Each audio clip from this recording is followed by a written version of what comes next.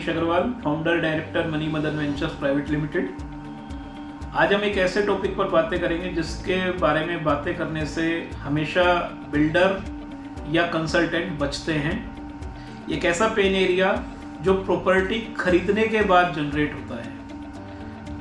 Usually जब भी आप कोई प्रॉपर्टी बाय कर लेते हैं तो जिस तरह के दर्द बाद में बनते हैं उनके निवारण के लिए हमारे पास क्या क्या तरीके हैं। तो लकीली आज हमारे साथ मौजूद हैं एडवोकेट विभोर अग्रवाल जी, जो Gurgaon district and session court में प्रैक्टिस करते हैं और रियल एस्टेट एक्सपर्ट हैं। तो मैं स्वागत करना चाहूँगा एडवोकेट विभोर अग्रवाल जी का कि वो हमारे सभी व्यूअर्स को उनके राइट्स के बारे में बताएं और जानकारी दें। Please welcome advocate Vibhor Agarwal. सबसे पहले तो मनीष जी बहुत बहुत धन्यवाद, आपने मुझे आमंत्रित किया और अपने साथ बातचीत का मौका दिया। आपके माध्यम से आपके श्रोताओं तक मैं पहुंच पाऊंगा। अब आता हूं आपके सवाल पर। देखिए, इस सवाल से भी पहले एक बहुत इम्पोर्टेंट चीज़ है कि prevention is always better than cure. तो कहीं ना कहीं किसी भी बीमारी की रोकथाम अगर हम सही समय पर कर लें तो हमें इलाज की आवश्यकता ही ना पड़े। तो हमें प्रॉपर्टी लेने से पहले भी बहुत सारी ऐसी चीजें देखनी चाहिए जो हमें बाद में ऐसी किसी समस्या से बचा सकता है। उन पर भी मैं बाद में आता हूं। अब मैं डायरेक्टली आपके क्वेश्चन के आंसर पर आता हूं कि अगर बिल्डर ने जो क्वालिटी प्रोजेक्ट की, जो क्वालिटी आपके फ्लैट की, आपकी शॉप की आपको प्रॉमिस की, वो क्वालिटी नहीं दी तो उससे बायर के क्या राइट्स होते हैं। सबसे पहले वो क्वालिटी में फर्क कितना है ये आपको देखना पड़ेगा। अब जैसे आमतौर पर सपोज आपको एक 500 स्क्वायर फीट की शॉप ऑफर की, लेकिन वहां पर मौके पर वो चीज उससे आधे एरिया की निकल के आती है, या बहुत ज्यादा जो उसमें उसके साथ जो क्वालिटी जो उसने एसोसिएट की थी, जो पॉइंट्स उस शॉप के बारे में बोले थे, वो पूरी तरह से ही चेंज हो जाते हैं। पैरामीटर सारे पूरी तरह से चेंज हो जाते हैं। तो ऐसी स्थिति में एक बायर अपना पूरा का पूरा पैसा रिफंड मांग सकता है, क्योंकि ये एक ऐसी स्थिति है जहां पर प्रॉमिस किया गया था कि एक पेन देंगे और आपको एक पेन मिला जो लिख ही नहीं सकता। तो ऐसा पेन लेके मैं क्या करूंगा। तो जो स्थिति है मौके पे वो पूरी की पूरी चेंज है। तो यहाँ पर बायर को चूज करना है। पहली बात तो वो पूरा का पूरा अपना पैसा रिफंड मांग सकता है, जो एज पर इंटरेस्ट उसका राइट है उसको मिलेगा। सेकेंडली, अगर वो सोचता है कि जो मुझे मिला या जो क्वालिटी है उसमें जो डिफरेंस है वो थोड़ा कम है, तो ऐसी स्थिति में वो एक कंपनसेशन डिमांड कर सकता है, डैमेजेस डिमांड कर सकता है। विभोर जी, मेरा अगला सवाल बिल्कुल इसी के ऊपर था। जैसे लेट से मैंने 1 CR की प्रॉपर्टी खरीदी जब वो अंडर कंस्ट्रक्शन थी, आज उसकी वैल्यू 1.5 CR हो गई है। तो मैं 1 CR मांग सकता हूँ या 1.5 CR के लिए? नहीं। जो रेरा जो आजकल जो अथॉरिटी है जिसमें जाते हैं, बड़ी एक अच्छी कानून आई, उसके हिसाब से रेरा अथॉरिटी बनी, तो वहां पर आप जो करंट मार्केट रेट है वो नहीं मांग सकते। जो ओरिजिनल पैसा आपने डिपॉजिट किया है वो मांग सकते हैं अलोंग विद इंटरेस्ट। जो बैंक इंटरेस्ट है उससे 2% एक्स्ट्रा इंटरेस्ट आपको मिलेगा बैंक रेट ऑफ इंटरेस्ट से, तो वो आप डिमांड कर सकते हैं। आज का जो प्रॉपर्टी की वैल्यू है वो आप नहीं डिमांड कर सकते। यह कहीं ना कहीं कानून में कमी है जिसका अभी कोई सोल्यूशन नहीं है। और मुझे किस अथॉरिटी के पास जाना चाहिए, क्योंकि बहुत कंफ्यूजन है। कोई कहता है NCLT में जाओ, कोई कहता है रेरा में जाओ, कोई कहता है कंज्यूमर कोर्ट में चले जाओ, कोई कहता है क्रिमिनल ऑफेंस में चले जाओ। तो एज ए लेमैन मैं कहाँ पहले अप्रोच करूँ जहाँ से मुझे बेनिफिट मिले या मेरा कोई सुनवाई हो पाए? सर देखिए, इसका अलग अलग सिचुएशन में अलग अलग आंसर होगा। आपको अपने one size fit all solution ऐसा नहीं मिलेगा, आपकी सिचुएशन के हिसाब से होगा। सबसे पहले तो हम आते हैं कि कोई भी आपके राइट्स का वायलेशन होता है तो 2 टाइप की रेमेडीज होती हैं। क्रिमिनल रेमेडी, क्रिमिनल लॉ में जो रेमेडी है, और सिविल रेमेडी। अब जहां हम बात करते हैं कंज्यूमर कोर्ट, NCLT, रेरा, ये सिविल रेमेडी है।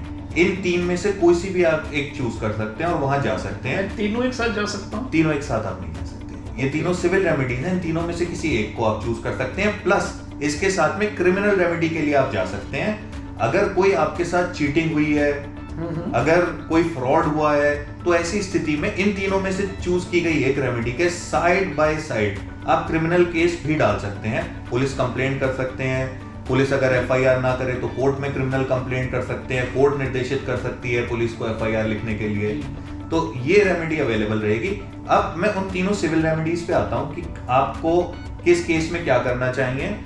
2016 में रेरा का अधिनियम आने के बाद कहीं ना कहीं बाकी सभी रेमेडीज से जो रेरा है वो ज्यादा स्ट्रॉन्ग एक रेमेडी है। हमारे यहाँ गुड़गांव में भी रेरा अथॉरिटी है। तो अगर जैसा कि मैं एग्जांपल लेता हूँ, जो आपने पहला सवाल पूछा था कि अगर कोई क्वालिटी में डिफेक्ट है जो प्रॉपर्टी डिलीवर हुई है उसमें, या जैसे स्ट्रक्चरल डिफेक्ट है जो आजकल सुनने में भी आता है कि बिल्डिंग फिट टू यूज है कि नहीं है। राइट क्योंकि मुझे बिल्डिंग में मिल गई, मैंने एंटर भी कर लिया, प्राइसिंग पर भी चलो मैं ओके हूँ, पर मैं कैसे सुकून में सोऊं कि भाई बच्चे सेफ हैं या मैं घर से जा रहा हूँ तो कोई स्ट्रक्चरल डैमेज बिल्डिंग पर नहीं होगा। तो इसको लेकर आप क्या कहेंगे? सर, अगर कोई बिल्डिंग में स्ट्रक्चरल डैमेज है, अगर ऐसी कोई स्थिति है, सबसे पहले तो रेरा अधिनियम आने के बाद कहीं ना कहीं चीजें काफी ट्रांसपेरेंट हुई हैं जी। हर प्रोजेक्ट को सबसे पहले तो हर बिल्डर को रेरा का लाइसेंस लेना है, फिर हर प्रोजेक्ट का उसको अप्रूवल लेना है और वो उस अप्रूवल में उसको अपने सारे फैक्ट्स रेरा अथॉरिटी के सामने रखने हैं। फिर जो जिस प्लान पे उसको अप्रूवल हुआ है उसको उससे वो डेविएट नहीं कर सकता, सेम प्लान के अकॉर्डिंग उसको प्रॉपर्टी डिलीवर करनी है। तो अब अगर उसके बावजूद भी अगर बिल्डर कोई गलत काम करता है, जो अप्रूव्ड प्लान है उससे डेविएशन करता है और कोई ऐसी प्रॉपर्टी डिलीवर करता है जिसमें कोई स्ट्रक्चरल डिफेक्ट है उस डेविएशन के कारण, तो ऐसी स्थिति में आप बाउंड नहीं है कि उस आप प्रॉपर्टी को लें, और अगर आपने ले ली है तो उसके बाद आप फिर भी अपने रिफंड के लिए जा सकते हैं। क्या स्ट्रक्चरल ऑडिट हो सकती है किसी तीसरी फर्म से? बिल्कुल हो सकती है। कहीं पे भी स्ट्रक्चरल ऑडिट जो है, हमेशा अगर कोई बायर को लगता है कि कोई स्ट्रक्चरल डिफेक्ट है तो उसके लगने मात्र से ये सिद्ध नहीं होता कि कोई स्ट्रक्चरल डिफेक्ट है। कहीं ना कहीं जो आर्किटेक्चर के एक्सपर्ट्स हैं, जिन्हें इस चीज का एक्सपीरियंस है, वही इस चीज को स्टडी करके बता सकते हैं कि कोई स्ट्रक्चरल डिफेक्ट है कि नहीं है। नहीं, अब यूजुअली बिल्डर के जो लोग हैं, बिल्डर का जो आर्किटेक्ट है वो इसे नहीं मानेगा। हाँ। तो मुझे थर्ड पार्टी तो हायर करनी है। बिल्कुल। तो क्या ये आरडब्ल्यूए करेगी? क्योंकि हाँ। अकेला ओनर तो उस कैपेसिटी में नहीं है कि वो स्ट्रक्चरल ऑडिट कराए। जी। या फिर इससे कोर्ट का कोई आदेश आएगा कि ग्रुप ऑफ बायर्स जाएं? दोनों ही स्थितियां हो सकती हैं। ओके। आप कोर्ट में भी एक एप्लीकेशन लगा सकते हैं, तो court structural audit, forensic audit, इस प्रकार की चीजें ऑर्डर करती है आमतौर पे। और उसके बाद अगर आपका अपना कोई ऐसा एक्सपर्ट है आर्किटेक्चर का जिससे आप रिपोर्ट बनवाना चाहते हैं, तो उस रिपोर्ट को भी आप बनवा के कोर्ट के सामने प्रेजेंट कर सकते हैं और अपना एक प्राइमा फेसाई केस शो कर सकते हैं कि भाई प्रथम दृष्टया इस आर्किटेक्ट के ओपिनियन के हिसाब से ये स्ट्रक्चरल इश्यूज हैं इस प्रोजेक्ट में। ओके।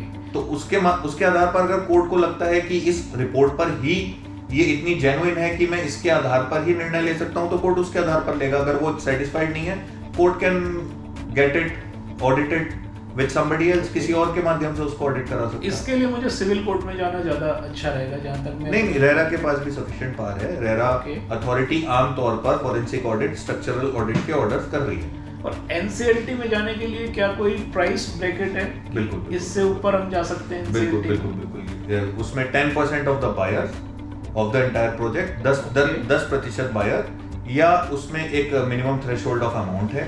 इस अमाउंट के ऊपर का अगर बायर्स हैं उनका कलेक्टिव जो अमाउंट है वो एक थ्रेशोल्ड से ऊपर होता है तो वो जा सकते हैं। एनसीएलटी में एक single buyer can not go. Single buyer NCLT में नहीं जा सकता। ओके। तो usually RERA is the most competent authority. NCLT कहीं ना कहीं, हम गुड़गांव में हैं तो एनसीएलटी चंडीगढ़ है। एनसीएलटी में अप्रोच भी दूर है और रेरा आपके पास है, और रेरा में इंडिविजुअल भी जा सकता है, ग्रुप ऑफ बायर्स भी जा सकता है। ओके। रेरा सुओ मोटो भी एक्शन ले सकता है अगर रेरा की नजर में कुछ ऐसा आता है कि कहीं कोई, जैसे आपने स्ट्रक्चरल डिफेक्ट का पार्ट अभी एग्जांपल लिया, वैसा कुछ रेरा की नजर में आता है तो सुओ मोटो भी दे कैन टेक एक्शन।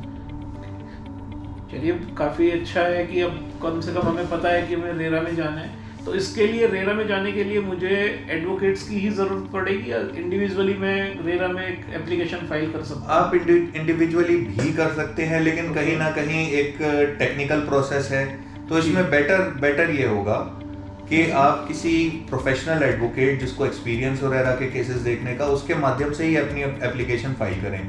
क्योंकि आमतौर पे ऐसी कोई लीगल रिक्वायरमेंट नहीं है, पर आमतौर पे देखा गया है कि कोर्ट में केस को प्रेजेंट करना, अपने पॉइंट्स को रखना, ये एक अधिवक्ता को आमतौर पे आदत होती है ऐसा करने की, और उनको पता होता है कि किन की पॉइंट्स को कोर्ट के सामने हाईलाइट करने से आपका फेवरेबल कोर्ट कम समय में आपके केस को समझ जाएगा।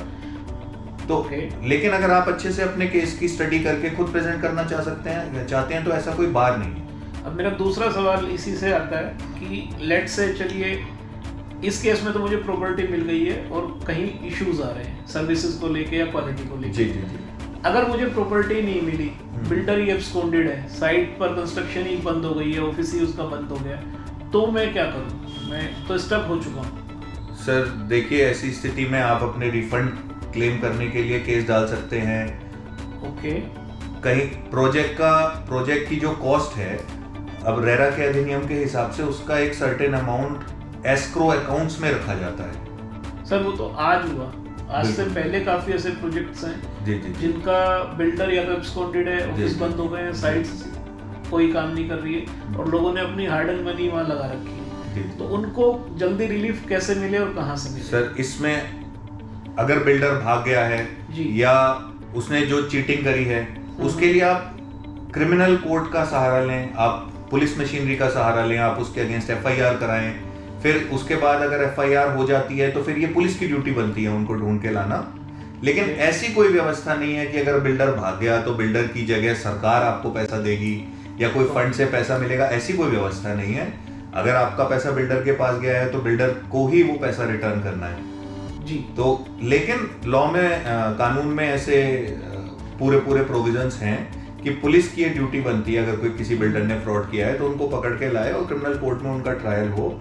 और ऐसी स्थिति में क्रिमिनल कोर्ट के पास भी पावर होती है कंपनसेशन की। और साइड बाय साइड अगर आप रेरा में केस डालेंगे, वहां आपको आपका ऑर्डर मिल जाएगा, तो उसके आप एग्जीक्यूशन के लिए जा सकते हैं। अब एग्जीक्यूशन, किसी भी ऑर्डर के एग्जीक्यूशन में बिल्डर की जो भी प्रॉपर्टी है, वही प्रोजेक्ट नहीं, कोई और प्रॉपर्टी है वो भी अटैच हो सकती है, उसके बैंक अकाउंट्स अटैच हो सकते हैं। उसमें अगर कोई पैसा है तो उससे आपकी ऑर्डर की सेटिस्फेक्शन हो सकती है, आपको वहां से पैसा मिल सकता है। तीसरा सबसे पेनफुल एरिया जो होता है कि बिल्डर ने प्रॉपर्टी भी दे रहा है, बना भी रहा है, परंतु जो टाइमलाइन है वो काफी डिले हो गई है। मान लीजिए 21 में 22 में देना था, अभी 23 चल रहा है, 4 तक भी नहीं पता दे पाएगा कि नहीं दे पाएगा। उस सिनेरियो में एक उसका बायर क्या करे? सर दोबारा यहाँ पर बायर को ये खुद निर्धारित करना है कि उसको वो प्रॉपर्टी लेनी है या रिफंड लेना है। अगर जैसा आपने अभी एग्जाम्पल लिया था कि अगर प्रॉपर्टी की वैल्यू बहुत बढ़ गई है तो वो निश्चित तौर पे बायर ये चाहेगा कि मैं प्रॉपर्टी तो ले लूं भाई, आज प्रॉपर्टी 1 करोड़ की जगह 2 करोड़ की हो गई है, तो वो क्यों रिफंड मांगेगा? तो ऐसी स्थिति में वो उसने जो मार्केट में उसका राइट है वो एप्रिसिएशन तो अर्न करेगा, लेकिन जो बिल्डर ने डिले किया उसके लिए उसको डैमेजेस कंपनसेशन मिलेगा। ऐसी प्रोविजनिंग है। बाकी दूसरी स्थिति यह है कि अगर प्रोजेक्ट की कॉस्ट उतनी नहीं बढ़ी है और वो डिले के कारण उसको बहुत इनकन्वीनियंस हुआ है, तो ऐसी स्थिति में जो बायर है वो रिफंड भी मांग सकता है। और उसको चूज करना है कि वो रिफंड के लिए जाएगा या प्रॉपर्टी लेगा और कंपनसेशन के लिए। और वो इंटरेस्ट प्लस 2% वो bank rate of interest plus 2% उसको मिलेगा। यूजुअली कितना टाइम लग जाता है इस कार्रवाई में? अगर आज शुरू करें तो कितना टाइम आप मानते हैं कि एक एवरेज टाइम है जहां तक फैसला हो? देखिए, ये एक्सपीरियंस के आधार पर बताया जा सकता है, एक्सपीरियंस के आधार पर बताया जा सकता है। वैसे कोई ऐसा फिक्स टाइमलाइन नहीं है, किसी केस में समय कुछ कम, किसी में ज्यादा भी लग सकता है। पर आमतौर पर मैंने देखा है कि करीब 1.5 साल के 1 से 1.5 साल के समय में आमतौर पर रेरा एक आम केस का निर्धारण कर रही है। तो आप ये मानते हैं कि रेरा आने के बाद एक अपेलेट अथॉरिटी है जहां लोगों को सॉल्यूशन मिल सकता है? बिल्कुल सर, रेरा को हमें अप्रोच करना चाहिए। जी साथ में क्रिमिनल केस हम साथ में डालें तो ये बेस्ट कॉम्बिनेशन होगा किसी भी पेन एरिया को एड्रेस करने के लिए। जी रेरा एक गेम चेंजिंग प्रोविजन है, गेम चेंजिंग लॉ आई है। इससे बहुत लोगों का बहुत फायदा हुआ है, बायर्स का बहुत फायदा हुआ है। और बिल्कुल जैसा आपने कहा कि अगर कोई फ्रॉड का एंगल है, क्रिमिनल ऑफेंस है कोई, तो आपको अपने अधिकारों के लिए खुद खड़ा होना है और उसके लिए आप पुलिस कंप्लेंट, एफआईआर वगैरह भी साथ में करें। थैंक यू विभोर जी आपके इस मार्गदर्शन के लिए।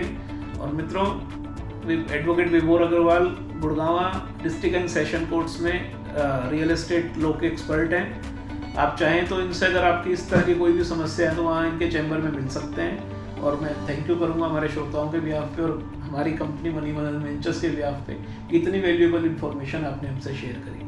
थैंक यू दोस्तों, फिर मिलते हैं जल्दी। Thank you. धन्यवाद।